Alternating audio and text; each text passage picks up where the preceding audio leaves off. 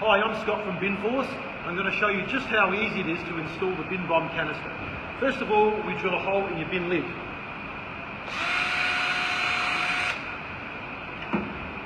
Then we get the bottom of the bin bomb canister, place it over the hole. The bolt goes through the hole.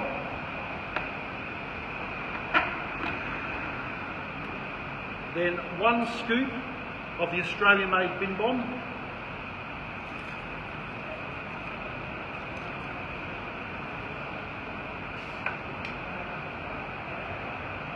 Then the top of the bin bomb canister goes over the top through the screw, fits nicely. Then we get the washer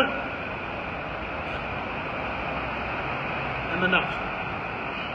We just screw that hand tight.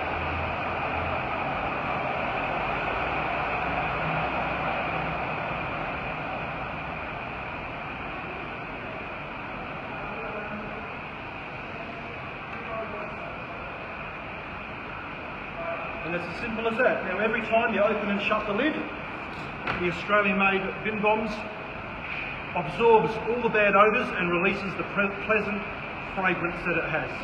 Thank you.